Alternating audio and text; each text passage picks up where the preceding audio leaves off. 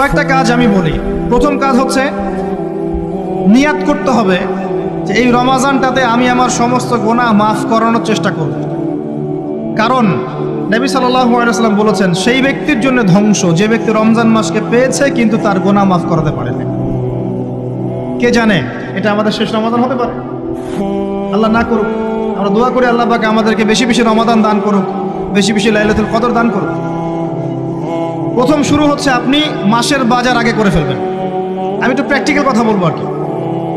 আপনি রমাদান মাসের বাজার এই শাবান মাসে করে ফেলার চেষ্টা করেন, পারলে ঈদের শপিংটাও করে ফেলার চেষ্টা করেন। রমজান মাসে বেশি বাইরে যাবেন এবং টাকা পয়সা নিয়ে গিয়ে যে স্ত্রী সন্তানের হাতে দিয়ে দিবেন না, যাও বাইরে গিয়ে মার্কেটিং করে আসো, এই ভুলটা করতে যান। নিজে পরিবেশ নষ্ট করবে, রোজার যে আধ্যাত্মিকত্ব নষ্ট হবে, আরও হাজারটা যুবকের চোখের জানা করা প্রয়োজন নাই। আপনি পরিবারের কর্তা, লিস্ট করে ফেলেন, আপনাকে আল্লাহ পাক যতটুকু সামর্থ্য দিয়েছেন মূল জিনিসগুলো কিনে রেখে দেন, আর বাকি টুকটাক বাজার আপনি করবেন। আর যখন বাজারে যাবেন একটা দোয়া পড়বেন, আপনি 10 লক্ষ নেকি পাবেন ইনশাআল্লাহ। কত লক্ষ? 10 লক্ষ। দোয়াটা শিখাচ্ছি। দোয়াটা হচ্ছে লা ইলাহা ইল্লাল্লাহ ওয়াহদাহু লা শারীকা লাহ লাহুল মুলক ওয়া লাহুল হামদ ইউহয়ী ওয়া ইউমীত ওয়া হুয়া হাইয়ুন লা ইয়ামুত বিয়াদিহিল খায়রু কুল্লুহু ওয়া হুয়া আলা কুল্লি শাইইন কাদির। একবার পড়লে 10 লক্ষ নেকি পাবেন বাজারে গিয়ে। কেন পাবেন? কারণ বাজার সবচেয়ে নিকৃষ্ট জায়গা, যেখানে গেলে মানুষ আল্লাহকে স্মরণ করে না। সেখানে গিয়ে আপনি আল্লাহকে স্মরণ করেছেন, এই জন্য আল্লাহ পাক ডেকে দিবেন ইনশাআল্লাহ। আসেন, এটা করার পর ঈদের যে শপিংটার কথা বলছি, এটা এই কারণে বলছি, লাস্টের দশকে আমরা ঈদের শপিংয়ে বেশি ব্যস্ত থাকি, এতে করে লাইলাতুল কদরটা আমরা হারিয়ে ফেলি। লাস্টের দশক আমরা হয় ইতেকাফ করব, না হলে বাসায় নামাজ পড়বো, পরিবারবর্গকে নিয়ে রাত জাগবো। পারা যাবে ইনশাআল্লাহ? তারাবির নামাজ তো পড়বোই ইনশাআল্লাহ জামাতে। এবং আপনি 20 পড়েন আর 8 পড়েন, আপনি নামাজের কোয়ালিটিটাকে ভালো করার চেষ্টা করেন, নামাজের কোয়ালিটিটাকে বেস্ট করেন। ধীরে ধীরে তেলাওয়াত করেন, ধীরে ধীরে রুকু সেজদা করেন, নামাজটাকে এনজয় করেন। সময় নিয়ে, টাইম নিয়ে, 2 ঘন্টা সময় লাগুক, 3 ঘন্টা সময় লাগুক, এনজয় করে নামাজ পড়েন। আল্লাহ পাক তৌফিক দান করুন। এরপর শেষ রাতে আবার ওঠেন, পরিবারবর্গকে নিয়ে নামাজে দাঁড়ান, একসাথে জামাত করে নামাজ পড়েন, পরিবারে নফল নামাজ পড়েন, বাসায় বরকত হবে ইনশাআল্লাহ। রাত জাগেন, বেশি বেশি দোয়া করেন, একটু তেলাওয়াত করেন, একটু জিকির করেন, তাসবিহ তাহলিল করেন, রাতটা কাটিয়ে দেন। শেষের দশকে মার্কেটে ঈদের শপিং করতে যায় না। ঈদের খুশি আছে, ঈদের আনন্দ আছে, ঈদে ভালো পোশাক পরবো, সব ঠিক আছে। এই খুশি কাদের জন্যে? ক্বাদ আফলাহা মান তাযাক্কা ওয়া যাকারা ইসমা রাব্বিহি ফাসাল্লা। কার জন্য ঈদের খুশি? যে ব্যক্তি রমজান মাসে আত্মশুদ্ধি অর্জন করতে পেরেছে, রোজা রেখেছে, যাকাত দিয়েছে, নামাজ পড়েছে, লাইলাতুল কদরে রাত জেগেছে, তারাবি পড়েছে, ইত্যাদি ইত্যাদি। এই ব্যক্তি আত্মশুদ্ধি অর্জন করেছে, এই ব্যক্তির জন্য ঈদের খুশি। যে রমজান মাসে সিনেমা দেখেছে, সিনেমার শুটিং করেছে, পর্নোগ্রাফি দেখেছে, সুদ খেয়েছে, শিরিক করেছে, বেদাত করেছে, হারাম খেয়েছে, এর জন্য ঈদের খুশি। মানুষকে ঠকিয়েছে, ব্যবসায় মাল কম দিয়েছে, পণ্য মজুত করেছে, ইচ্ছা করে দ্রব্যের দাম বাড়িয়েছে, সরকারকে বিব্রত করেছে, জনগণকে দুর্ভিক্ষের দিকে ঠেলে দিয়েছে, এদের জন্য ঈদের খুশি? কখনো না। ঈদের খুশি তাদের জন্য যারা আত্মশুদ্ধি অর্জন করতে পেরেছে। আল্লাহ পাক বোঝার তৌফিক দান করুন, আমিন। এটা প্রথম টিপস দিলাম আপনাকে। এবার আসেন, আপনি রমাদানে প্ল্যান করবেন যে আপনার জীবনে বড় বড় পাপগুলো কি হয়েছে। এই পাপগুলো যদি মানুষের সাথে জড়িত হয়ে থাকে, আপনি মানুষের সাথে গিয়ে ক্ষমা নিয়ে নেবেন। কারো টাকা নিয়েছেন, দেন নাই, দিয়ে দিবেন। কারো সম্পত্তি পায়, দেন নাই, দিয়ে দিবেন। কারো হকটা নষ্ট করেছেন, গালি দিয়েছেন, গীবত করেছেন বা তহমত দিয়েছেন, অপমান করে ইত্যাদি, ক্ষমা চেয়ে নেবেন। রমাদান মাসে মানুষের হকটা দিয়ে দেন। আল্লাহর কাছে জড়িত যে পাপগুলো আছে, এটার জন্য ইস্তেগফার যথেষ্ট। খালি যদি বলেন আস্তাগফিরুল্লাহাল্লাযী লা ইলাহা ইল্লা হুয়াল হাইয়ুল কাইয়্যুম ওয়া আতুবু ইলাইহি, 1 সেকেন্ডের মধ্যে আল্লাহ পাক আপনার সমস্ত পাপকে নেকি দিয়ে পরিবর্তন করে দিবেন সব। এবার প্র্যাকটিক্যালি যাবেন, সেহরি করবেন। সাহরির মধ্যে বারাকা আছে। সাহরি না করে রোজা রাখাটা উচিত না। সাহরির মধ্যে বারাকা আছে। একটা খেজুর হোক, 1 গ্লাস পানি হোক, আপনি সাহরি করবেন, এর মধ্যে বারাকা আছে। এবং সাহরির সময় এমনভাবে খাবেন না যে এটা আপনার জীবনের শেষ খাওয়া। কথা বুঝতে পারছেন? এত বেশি আইটেম করতে যায় না, এত বেশি ভোগবিলাসী হয়ে গেলে রোজার আধ্যাত্মিকত্ব থাকবে না। সেহরিতে অল্প খান, যদি খেতে হয় পেটের 3 ভাগের 1 ভাগ খান, 1 ভাগ ফাঁকা রাখেন, 1 ভাগ আপনি পানি দিয়ে পূর্ণ করেন। এখনকার কিছু তথাকথিত আশেখা রসুলের মতো হতে যায় না, যাদের ভুঁড়ির জ্বালায় চেয়ারে বসতে পারে না, এই কাজ করতে যায় না। এটা মুসলিমদের শোভা পায় না। আমরা পরিশ্রমী জাতি, কর্মঠ জাতি, আমাদের এইসব শোভা পায় না। এটাও শেষ জামান হাদিসে আছে। কি নাই আসলে, শেষ জামানে এক শ্রেণী মানুষ বের হবে যারা হবে সাকিল, একদম বুড়িওয়ালা, ঠেস দিয়ে বসে থাকবে আরাম করে, এবং বলবে যে কোরআনে যা আছে আমি তাই মানি, হাদিসটা আমি মানি না, ইত্যাদি। আসেন, সাহরির পরে রোজা রেখেছেন, 5 ওয়াক্ত নামাজ জামাতে পড়ার চেষ্টা করেন। খুব সিম্পল জিনিস, খুব বেশি কিছুর দরকার নেই আমাদের। 5 ওয়াক্ত নামাজ আপনি জামাতে পড়ার চেষ্টা করেন। বাসার থেকে ওযু করে বের হবেন, প্রত্যেক পদক্ষেপ হাঁটবেন, আপনার একটা স্টেপে একটা করে গুনাহ মাফ হবে, একটা নেকি লেখা হবে, মর্যাদা বাড়িয়ে দেওয়া হবে। একে 10 দিয়ে গুণ করা হবে, রমজান মাসে আরো 70 দিয়ে গুণ করা হবে ইনশাআল্লাহ।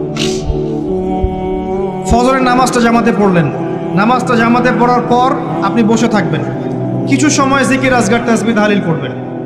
পারলে 1 পারা করে কোরআন তেলাওয়াত করবেন। রমাদান মাসে প্রত্যেক দিন 1 পারা করে কোরআন তেলাওয়াত করার চেষ্টা করবেন। 30 দিন 30 পারা, রমাদানে অ্যাটলিস্ট একটা খতম করা যাবে, অ্যাটলিস্ট একটা খতম চেষ্টা করা যায় না ইনশাআল্লাহ।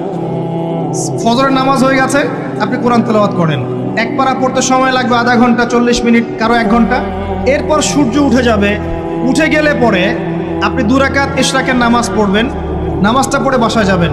আল্লাহর নবী বলছেন সাল্লাল্লাহু আলাইহি ওয়াসাল্লাম, আপনার আমল নামায় একটা কবুল হজ, একটা কবুল ওমরার নেকি লেখা হবে ইনশাআল্লাহ। এবার রেস্ট করেন, বাসায় গিয়ে রেস্ট করেন। যখন ঘুমাবেন তখন ঘুমের সুন্নাহগুলো আদায় করেন। সূরা ফালাক নাস ইখলাস পড়েন, ফু দেন, দিয়ে গা মাসাহ করেন, আয়াতুল কুরসি পড়ে ঘুমান, ঘুমের দোয়া পড়ে ঘুমান, ঘুমটাও নেকি হবে ইনশাআল্লাহ।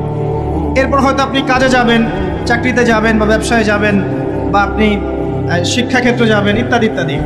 যে ক্ষেত্রেই যান না কেন আপনি মনে রাখবেন আপনি রোজাদার। যে ক্ষেত্রেই যান আপনি মনে রাখবেন আপনি রোজাদার। আমি কারোর সাথে এখন ঝগড়া করতে পারবো না, কারোর সাথে এখন মারামারি করতে পারবো না, আমি কারো গীবত করতে পারবো না, আমি মিথ্যা বলতে পারবো না, আমি মাপে কম দিতে পারবো না, আমি জনগণকে ঠকাতে পারবো না, আমি রোজাদার। এটা মনে রাখবেন। এটা মনে রাখলে পরে দেখবেন ইনশাআল্লাহ তাআলা আপনি আল্লাহকে পাচ্ছেন, আল্লাহর মারিফত পাচ্ছেন। খাচ্ছি না, আল্লাহর ভয় না। পানি পান করছি না, স্ত্রী সহবাস করছি না, কার ভয়ে? আল্লাহর ভয় না। এত কঠিন কাজ করার পরেও রোজার নেকি পাওয়া যাবে না যদি রোজা রাখা অবস্থায় আমি মিথ্যা বলি, মাপে কম দেই, গীবত করি, সুদ খাই, জেনা করি, ইত্যাদি। নবী সাল্লাল্লাহু আলাইহি ওয়াসাল্লাম বলেছেন, সেই ব্যক্তির পানাহার ছেড়ে দেয় আল্লাহর কিচ্ছু যায় আসে না, যে ব্যক্তি রোজা রেখে অশ্লীল কাজ করেছে। মা বোনদেরকেও বলবো, রোজা রেখে যদি বেপরদায় চলেন রোজার কোনো দাম নাই। রোজা রেখেও যদি এমন কাপড় পরে চলেন যেই কাপড় পরা না পরে একই কথা, ঢাকা শহরের ফ্যামিনিস্ট মেয়েদের মতো জিন্স আর গেঞ্জি পরে ঘোরেন, রোজা রাখা না রাখা পরে একই কথা। এটা রোজা হয়নি, উপবাস হয়েছে, উপবাস। ইকোনমিক সেকশন আমরা যারা আছি, আমরা যদি রোজা রেখেও সুদ খাই, আমার রোজা রাখা না রাখা আল্লাহর কিচ্ছু যায় আসে না। আমরা ধর্মীয় ক্ষেত্রে যারা আছি, জানা অনুযায়ী আমল যদি না করি, দিনকে দুনিয়ার স্বার্থে ব্যবহার করি, আমাদের রোজা রাখা না রাখায় কিছু যায় আসে না।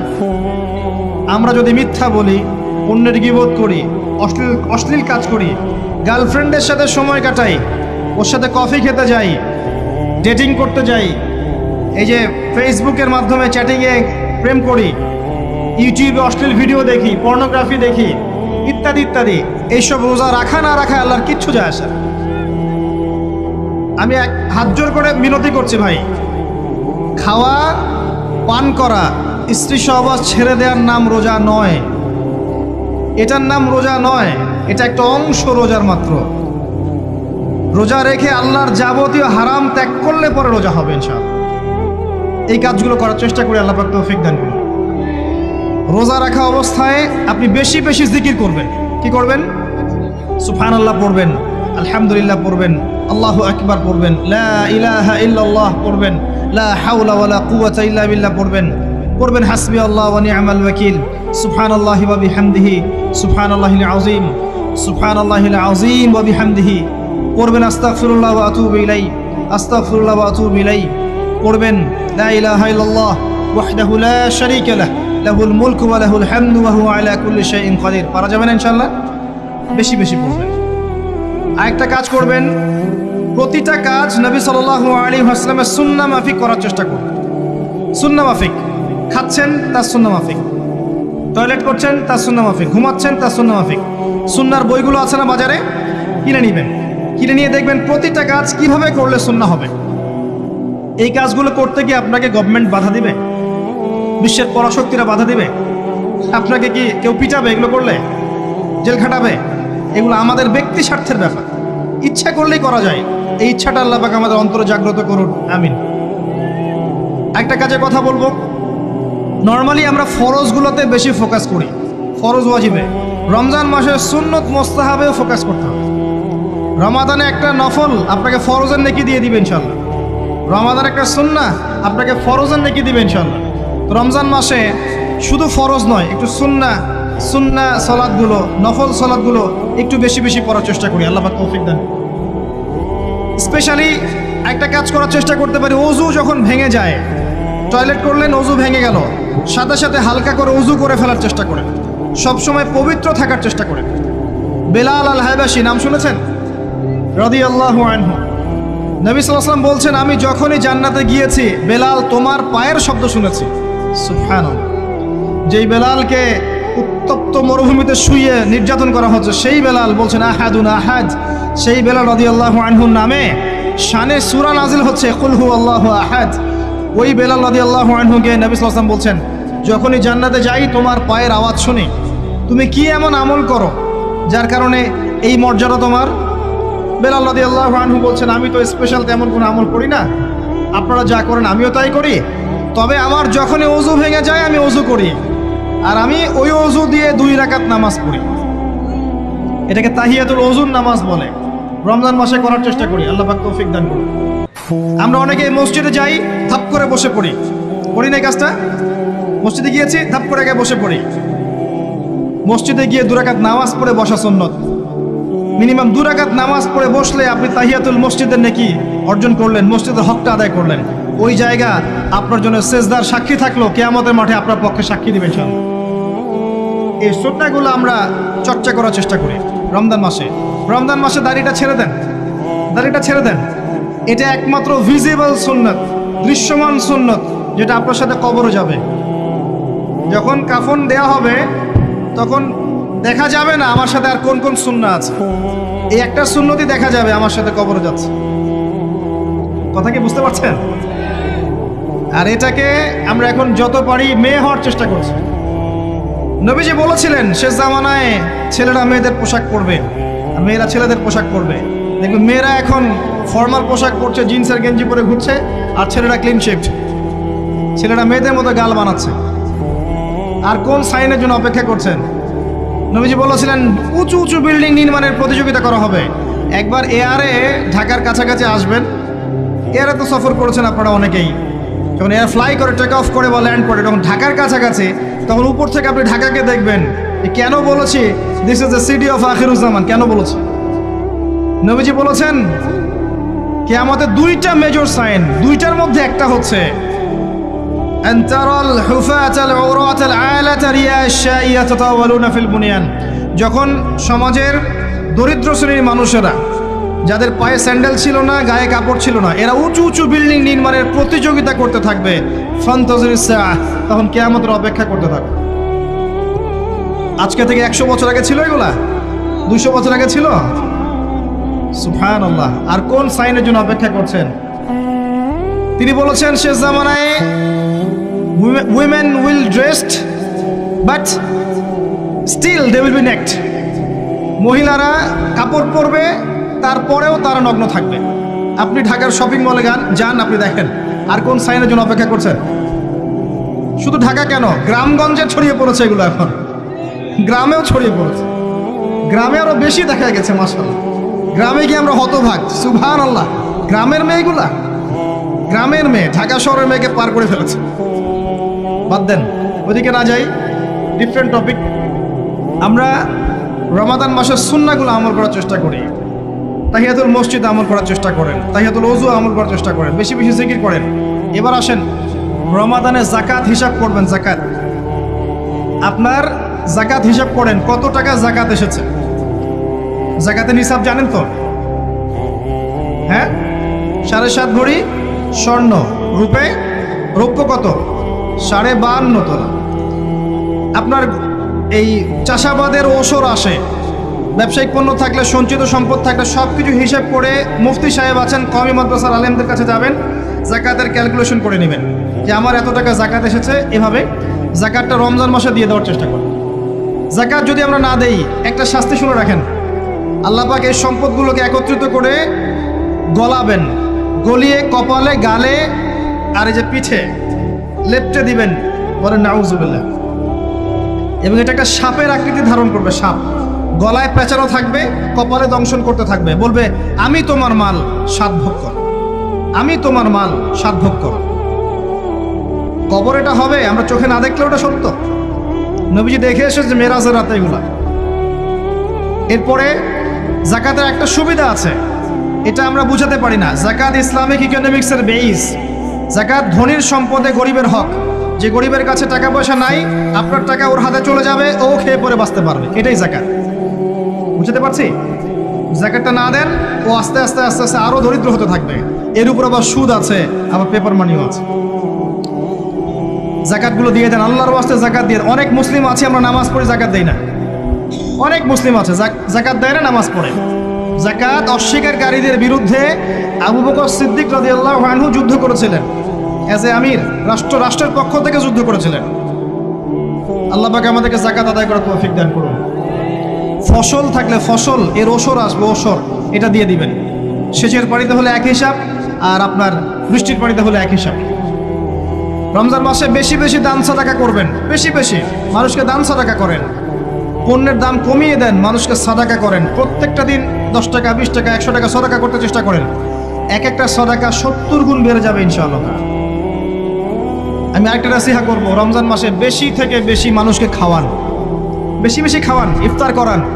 আমি বলি মসজিদগুলোতে প্রত্যেক দিন আসর থেকে মাগরিব পর্যন্ত দিনের কথাবার্তা আলোচনা করেন, তালিম করেন। আপনাদের কাছে বই আছে, মুনতাকা হাদিস আছে, ফয়জুল কালাম বই আছে, রিয়াদুস সালেহিন বই আছে, মেশকাত আছে, আলেম আছেন, ইমাম সাহেব আছেন। একটা বিশেষ বিষয় নিয়ে আলোচনা শুরু করেন, মাগরিব পর্যন্ত আলোচনা চলবে, সবাই মিলে ইফতার করেন। একটা ইসলামিক পরিবেশ গড়ে তোলেন, মানুষকে ইফতার করেন, বেশি বেশি ইফতার করেন। আপনার সামর্থ্য থাকলে, সামাজিক যদি পদমর্যাদা থাকে, সমাজের মানুষকে আপনি ইফতার করান, ইফতার পার্টি করে, ইফতার অ্যারেঞ্জমেন্ট করেন। পার্টি বলা ঠিক না, আসলে ইফতার মাহফিল বলতে পারি আমরা। ইফতার মাহফিল করেন বেশি বেশি, মানুষকে ইফতার। একজন ব্যক্তিকে ইফতার করালে ওই ব্যক্তির রোজার নেকি আপনি পেয়ে যাবেন ইনশাআল্লাহ। প্রজেক্ট করেন, ইফতারের প্রজেক্ট করেন, মানুষের টাকাগুলো নেন, সংগ্রহ করে গরিবদের মাঝে ইফতার বিলিয়ে দেন। 2টা পদ্ধতি হতে পারে, আমি নিজেও করবো ইনশাআল্লাহ তাআলা। 2টো পদ্ধতি হতে পারে, ডেইলি বেসিসে ইফতার দিতে পারেন, অথবা মাসের বাজার করে দেন। এক মাসে কি কি লাগে, কতটুকু চাল, বুট, ডাল লাগে লিস্ট করেন, করে একটা ফ্যামিলিতে একটা প্যাকেট পাঠিয়ে দেন। দেখবেন পুরো ফ্যামিলি ইনশাআল্লাহ তাআলা রমজান মাসটা খেয়ে পরে বাঁচতে পারবে। এগুলো আমরা না করলে কারা করবো? অমুসলিমরা করবে। অমুসলিমরা করে করেই তো সবাইকে খ্রিস্টান বানাচ্ছে। কোথায় আছেন আপনি? সমাজ সেবা করে করে তো মানুষের ঈমান আমল হরণ করে ফেলছে, আর আমরা সমাজ সেবা করতে চাচ্ছি না। জি, আমরা গরিব মানুষের পাশে দাঁড়াচ্ছি না, ওরা গিয়ে দাঁড়াচ্ছে। দেখবেন মানুষ বলছে হ্যাঁ এই ধর্মটা ভালোই, আমি খ্রিস্টান হয়ে যাই। কত মানুষ যে খ্রিস্টান হয়ে যাচ্ছে আপনি জানেন?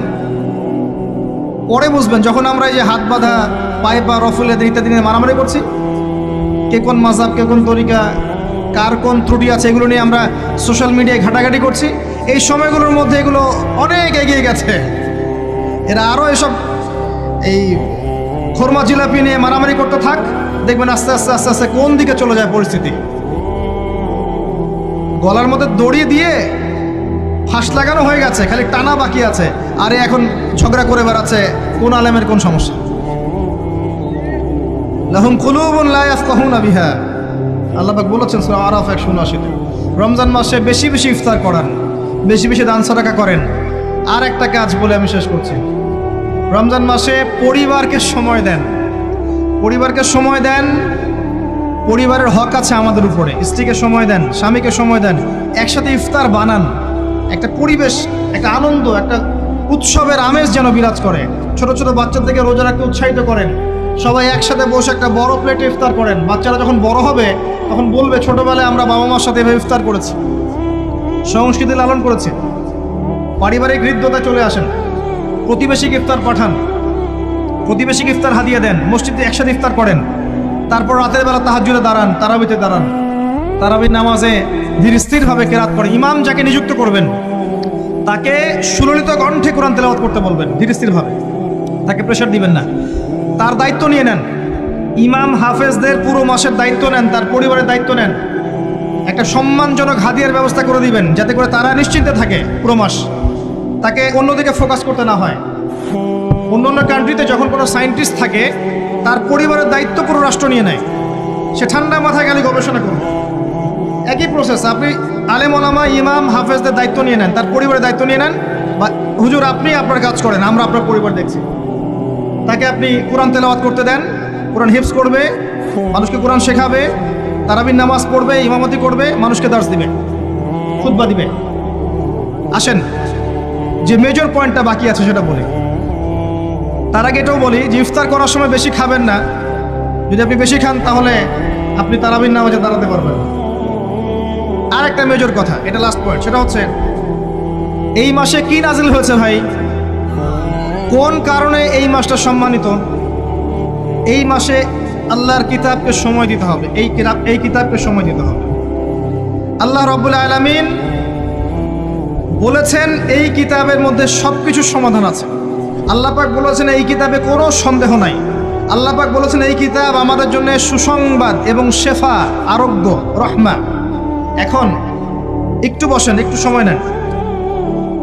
এই কিতাব প্রথমত আপনাকে তিলাওয়াত করা শিখতে হবে। রমজান মাস আসার আগেই আপনি তিলাওয়াত করা শিখে ফেলেন। যদি না জানেন, রমজান মাসে পুরো 1 মাস তাজবিদ শিখবেন স্থানীয় ইমামের কাছে, পারবেন না? 1 মাসের মধ্যে কোরআন তেলাওয়াত শেখা সম্ভব, 1 মাসে শেখা সম্ভব।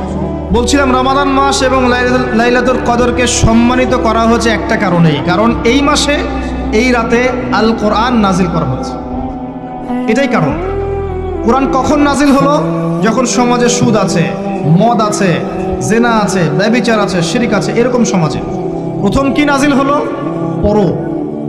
প্রথমে নাজিল হয়নি শিরক করো না, প্রথমে নাজিল হয়নি যে সুদ খেও না, প্রথম আয়াত এটা ছিল না জেনা করো না, প্রথম আয়াত এটাও ছিল না মূর্তি পূজা করো না। হ্যাঁ, প্রথম আয়াত কি? ইকরা, পড়ুন। আল্লাহ পাক বুঝাতে চাচ্ছেন সমাজের জাহিলিয়াতকে দূর করতে হলে লেখাপড়ার কোনো বিকল্প নাই, এবং সেই পড়াশোনাটা হতে হবে আল্লাহর ওহির আলোকে। যে ওহিটা আল্লাহ পাক নাজিল করেছেন এর বেসিসে আপনাকে পড়াশোনা করতে হবে।